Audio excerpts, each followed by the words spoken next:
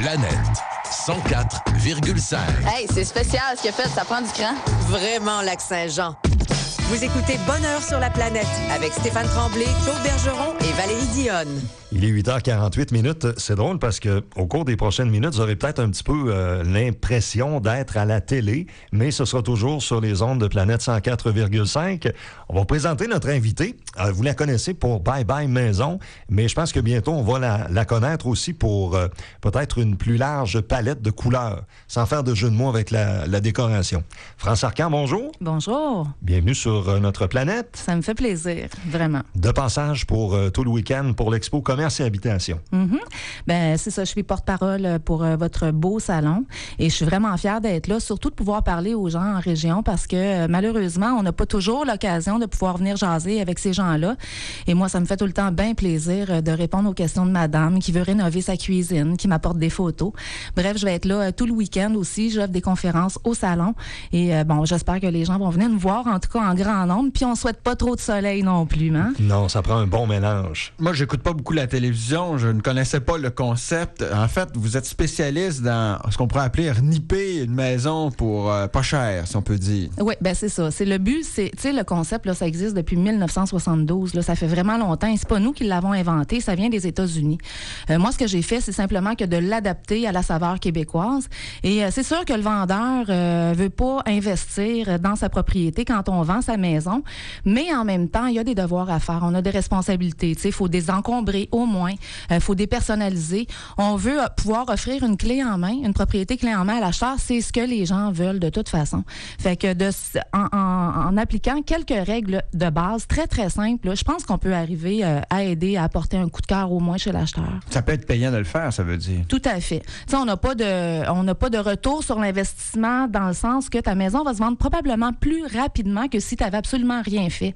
Combien tu vends de plus, ça, on le sait pas. Tu sais, on n'a pas fait d'études non plus là-dessus, mais c'est certain que ça fonctionne. Puis Bye Bye Maison, ben, on le voit aussi, là.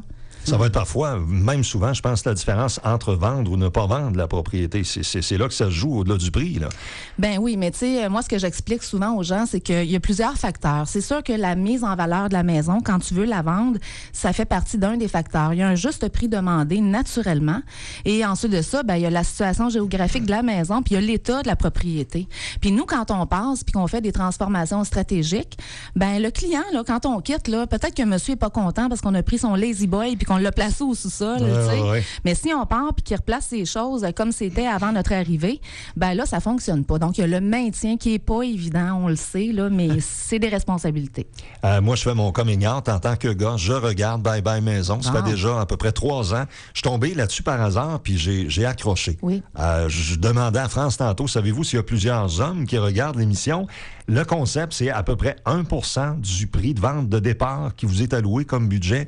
Et il y a des fois où vous réussissez à faire, je trouve, des petits miracles avec ce que vous avez à votre disposition. Bien, c'est vraiment de la décoration qui est stratégique. Et ben, c'est sûr que nous, au départ, on parlait du 1% parce qu'on voulait vraiment avoir un plafond au niveau de l'investissement. Tu sais. 1%, c'est pas beaucoup. Puis on compte là-dessus, on compte aussi la main-d'œuvre. Donc, comment arriver à transformer des pièces en créant un gros wow avec un minimum d'investissement? Ben, c'est ça. C'est des spécialistes comme Brigitte et moi qui allons vous aider justement dans la préparation. Mais je peux vous dire là, qu'en partant, le meilleur investissement pour moi, là, c'est vraiment la coloration. Une peinture, ça va enlever souvent les odeurs qu'on veut pas. Pour ceux qui sont fumeurs, malheureusement, c'est à peu près la seule place maintenant où on peut fumer là, dans nos maisons. Mais le visiteur, lui, qui est non-fumeur, ça va peut-être le déranger. Donc, avec une coloration, on peut donner l'impression que la pièce est plus grande, la pièce est très fraîche, encore plus claire, et en plus, ça élimine les odeurs. Fait que pour un gallon de peinture, ça coûte pas grand-chose. On peut le faire nous-mêmes. Et ça, là, ça peut aller vraiment faire une belle différence. Il y a une thématique qui revient souvent aussi. Vous vous efforcez de donner des vocations aux pièces. Oui, parce que des fois, vous entrez puis on ne sait pas trop si c'est un salon ou un bureau, etc. Ça, c'est vraiment important pour qu'un acheteur potentiel sache un peu les possibilités qui s'offrent à lui? Mais dans le fond, ce qu'on veut faire, c'est pas compliqué, hein? C'est une question de logique. On veut que les gens qui visitent une maison puissent s'imaginer vivre dans ces lieux-là. Puis tu sais, inconsciemment, quand tu visites des propriétés, tu recherches ton havre de paix. C'est ça que tu veux. Fait que si tu entres dans une maison puis tu commences à te questionner, la pièce, à quoi ça sert cette pièce-là? C'est-tu assez grand? Ça a l'air petit. Dès que tu as une question, il y a comme, on va aller visiter une autre propriété parce que j'ai pas eu le coup de cœur que je recherchais. marchait. Ça prend un wow en quelque part. Hein? Oui, c'est ça. Et c'est ça. Moi, en tant que spécialiste de la décoration stratégique, j'ai compris aussi que les gens qui nous écoutent à Bye Bye Maison ne vendent pas nécessairement leur maison. Hein. Il y a 95% des gens, je pense, qui nous écoutent, qui aiment l'émission parce qu'on leur apporte des trucs, des stratégies pour revamper des pièces à moindre coût. Et ça s'appelle le relooking. Puis moi, c'est vraiment vers ça que je m'en vais.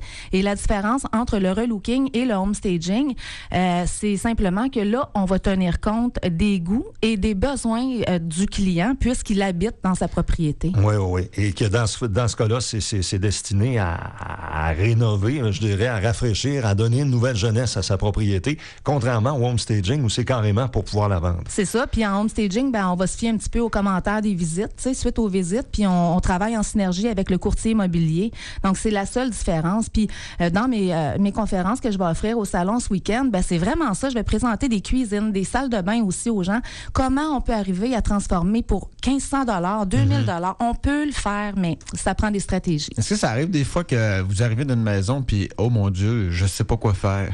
Non, pas vraiment. Non, c'est ça. C'est justement ça. C'est qu'on aime vraiment tellement transformer. Moi, là, plus c'est le bordel un peu dans nos maisons puis que c'est à l'envers, moi, c'est des beaux défis que je relève et tout se peut, tout est possible. Puis, faut savoir aussi qu'on ne juge pas les gens de la façon qu'on vit, là.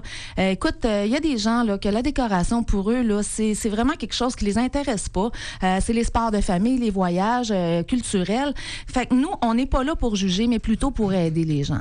Dans le fond, c'est quasiment plus le fun d'avoir une maison qui est pas belle nécessairement, puis la différence va être encore plus grandiose par la suite. Tout à fait, c'est ça. France a déjà homestagé d'ailleurs sa propre maison. Oui. Ça devait être particulier, ça. Oui, c'est pas évident parce que quand c'est ta propriété à toi, t'as toujours ton côté, ton regard personnel. Puis moi, là, je prêche la bonne nouvelle. Tu sais, je dis aux gens, détachez-vous émotivement, regardez votre maison comme un produit. C'est facile à dire, mais je comprends que c'est pas toujours facile à faire. Et moi, là, je pourrais vous dire, oui, je suis cordonnier mal chaussé. J'ai préparé ma maison pour bien la présenter. Pas vendue. Ça fait 1 an. C'est ça. Mais tu sais, je le dis en toute honnêteté, mais il y a une question de prix aussi. Puis les gens me parlaient au salon hier, c'est pas facile ici le marché à Alma, le marché immobilier. Il y a des temps et des régions où c'est plus difficile aussi. Ouais. Donc, on met toutes les chances de notre côté, coudonc. Comment ça marche, le choix des propriétés? Qu'est-ce qui fait qu'on va en sélectionner une plutôt qu'une autre là, pour faire l'objet d'un bye-bye maison? Nous, durant l'émission, c'est sûr que ce qu'on doit faire, c'est de regarder au niveau des propriétés qui se différencient, au niveau des styles, tout ça, parce que si on présente toujours des bungalows ou des cottages, par exemple, ça devient redondant un peu, puis on veut trouver aussi des propriétés où les problèmes sont différents d'une maison à une autre, là, parce que c'est de la télé. Mais dans la réalité, n'importe qui peut avoir recours à des bons conseils comme ça venant de spécialistes, que ce soit pour une propriété de 75 000 $ allant jusqu'à il n'y a plus de fin. Là. Mm-hmm. On est là pour vous aider, toujours en pensant, puis moi je dis le meilleur spécialiste, c'est celui ou celle qui va bien conseiller le client vendeur à transformer les pièces avec 0 budget. T'sais, on travaille avec l'existant aussi, là. J'étais curieux de savoir aussi, ce qu'on voit en 30 minutes, le produit fini, ça s'échelonne sur combien de jours normalement, les transformations que vous faites?